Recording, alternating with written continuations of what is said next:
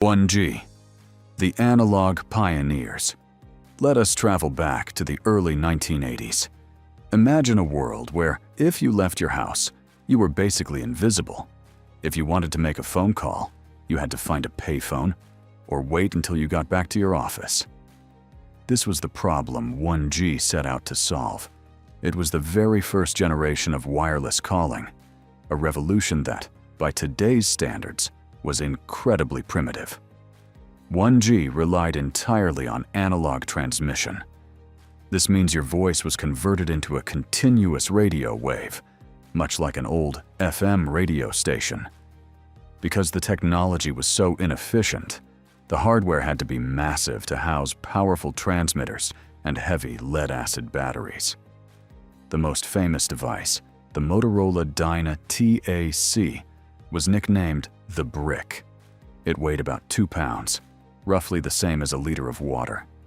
It cost nearly $4,000 in 1983, which is over $11,000 today. You could not send a text or browse the web. The tiny red LED screen only showed the number you were dialing. Quality was a major issue. You would constantly hear static, white noise, and even echoes of other people's private conversations bleeding into yours. Security was non-existent. Anyone with a simple radio scanner could park nearby and listen to your entire call without you ever knowing.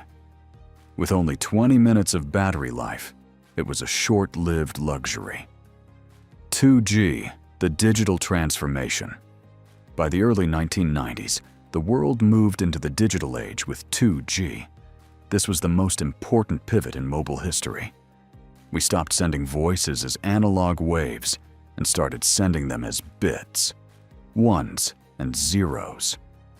This change fixed almost everything that was wrong with the previous generation. First, the sound became crystal clear because digital signals do not suffer from the same static as analog waves. Second, it introduced encryption, making it much harder for people to eavesdrop on your calls. But the real star of the 2G era was SMS, or short message service. For the first time, you did not have to call someone to give them a quick update. You could just type it out. This changed how an entire generation communicated, creating a new culture of thumb typing and text slang. This was the era of legendary phones like the Nokia 3310, devices that were famously indestructible and had batteries that lasted for an entire week. As the decade progressed, we got our first taste of the mobile internet through GPRS and Edge, often called 2.5G. Even with these upgrades, the speed was only about 200 kilobits per second.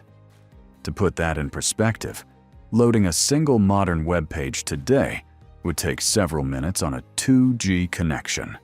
The digital highway was finally open, but it was only 1 lane wide and very slow. 3G, the era of the mobile web. In the early 2000s, 3G arrived with a specific mission: bring the internet to the palm of your hand. This was the first network built from the ground up for data, not just voice calls. Suddenly, we had speeds reaching several megabits per second, thanks to upgrades like HSP+. This change gave birth to the first true mobile apps, real web browsing, and the ability to check your email on the go. This was the era where we saw the first smartphones, like the iPhone and early Android devices, start to dominate the global market. Developers began building mobile-first experiences, realizing that people wanted to do more than just talk. They wanted to consume media and stay connected to social networks. However, 3G had a major Achilles heel. It was often unstable. If you were moving fast, like on a train or in a car, your connection would constantly drop because the handover between cell towers wasn't fast enough to keep up with the data stream.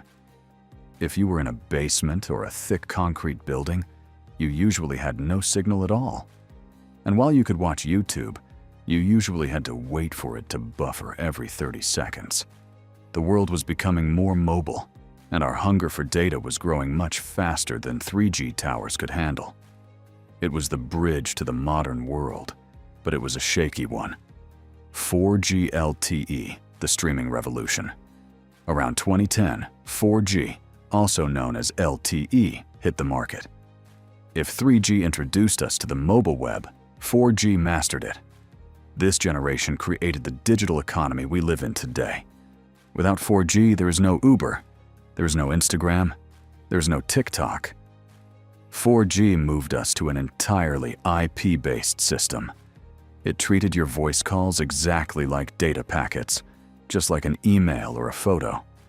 This allowed for massive speeds, anywhere from 10 to 100 megabits per second.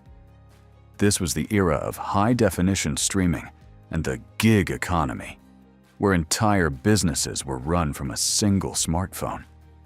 Look at the phones from this time.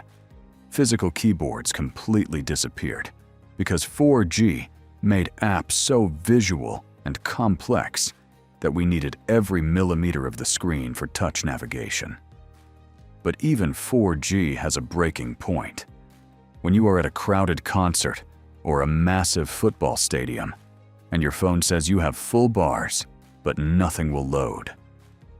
That is 4G struggling to handle the sheer volume of users in one spot. The network simply runs out of spectral efficiency when thousands of devices try to talk to one tower at the same time. We needed a network that could handle not just millions, but billions of devices at once, including cars, watches, and smart home sensors. This congestion led us directly to the next leap in technology. 5G, the Internet of Everything. That brings us to the rollout of 5G, which most of you are likely using right now. 5G is not just a faster version of 4G, it is a fundamental redesign of how global networks work. The headline feature is speed, reaching into the gigabit range, that is 1,000 megabits per second. But the real hero is latency. Latency is the split-second delay between you tapping a button and the network responding. On 4G, that delay is noticeable. On 5G, it can be as low as 1 millisecond. This ultra-low latency is what allows for self-driving cars to communicate with each other instantly to avoid accidents. It allows surgeons to perform operations from thousands of miles away using precise robotics. 5G is designed to connect not just our phones, but our entire infrastructure, from smart traffic lights that manage flow in real time to industrial sensors that monitor factories. The downside? 5G uses high-frequency waves that can be blocked by something as simple as a tree or a brick wall. This is why you see so many more small cell towers being built on every street corner in cities today. It is a dense, powerful web that surrounds us, providing the backbone for an interconnected world where everything from your fridge to your car is part of the same digital conversation. We are no longer just connecting people. We are connecting the very objects that make up our daily lives.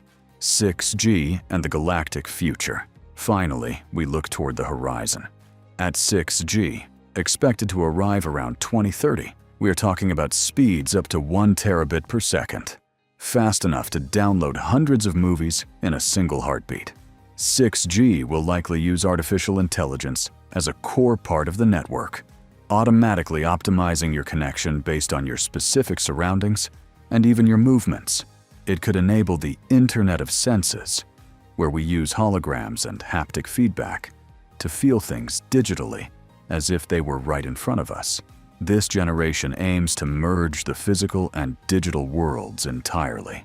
And as for the question of Mars, at the rate we are evolving, by the time 7G or 8G arrives, we might actually need a network for the first human colonies on the Red Planet. Communication across the vacuum of space will require a galactic generation of connectivity. Imagine a FaceTime call from the Olympus Mons colony back to Earth. The distances are vast, and the physics are challenging. But the journey from the 2-pound brick phone of 1983 to interplanetary high-speed data shows that almost nothing is impossible. We just have to hope the roaming charges for a call from Mars aren't quite as expensive as the rocket ride required to get there. The evolution of the generations is the story of humanity reaching further and faster than ever before.